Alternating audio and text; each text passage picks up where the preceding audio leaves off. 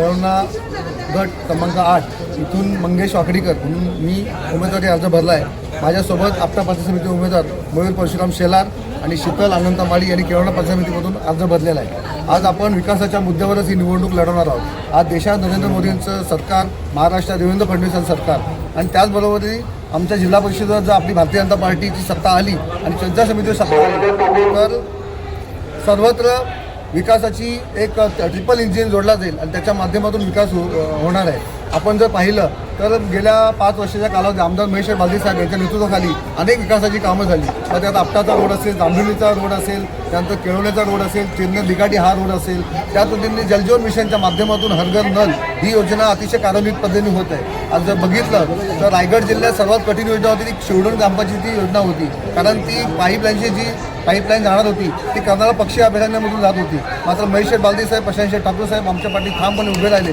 आणि ती जी कर्नाळा वन्यजीव अभयारण्याची परमिशन होती ती आम्ही दिल्लीवरून आणली आणि आता पाईपलाईन टाकून काम झालेलं आहे। अशा पद्धतीने अनेक वाड्यांचा पाण्याचा विषय आपण मार्गी लावत आहोत।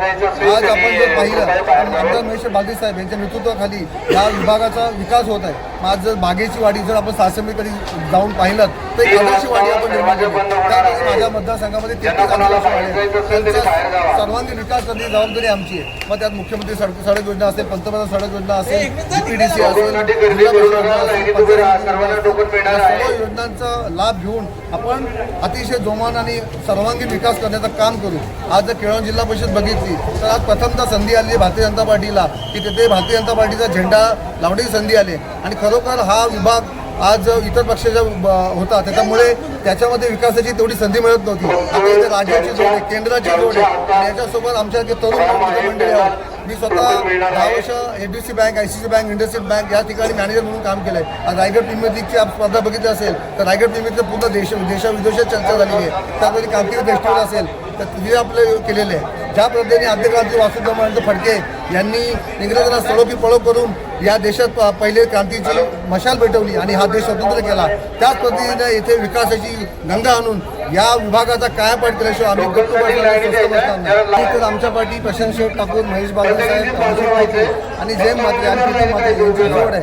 आता प्रीतम म्हात्रे साहेब यांनी भारतीय जनता पार्टीमध्ये प्रवेश केला आहे, त्यांच्यासोबत अनेक असंख्य कार्यकर्त्यांनी प्रवेश केला आहे आणि ह्या विभागात आम्ही तळागाळातील सर्व म्हणजे आदिवासी असेल, कोळी असेल, कराडी असेल, आदिवासी बांधव असेल, बौद्ध समाज, मुस्लिम समाज सर्वांना सोबत घेऊन जातात। सर्वांची आमची पर्सनल नाळ जोडलेली आहे, त्याच्यामुळे आम्ही काम करत असताना कुठला पक्ष बघत नाही। येणारा प्रत्येक व्यक्ती हा आपल्या विभागाचा आहे, त्या विभागाचा विकास झाला पाहिजे हीच आमची रणनीती असणार आहे। विकासाच्या जोरावर आम्ही 100% तिन्ही उमेदवार बहुमताने निवडून अशी आम्हाला खात्री आहे आणि देव आमच्या पाठीशी।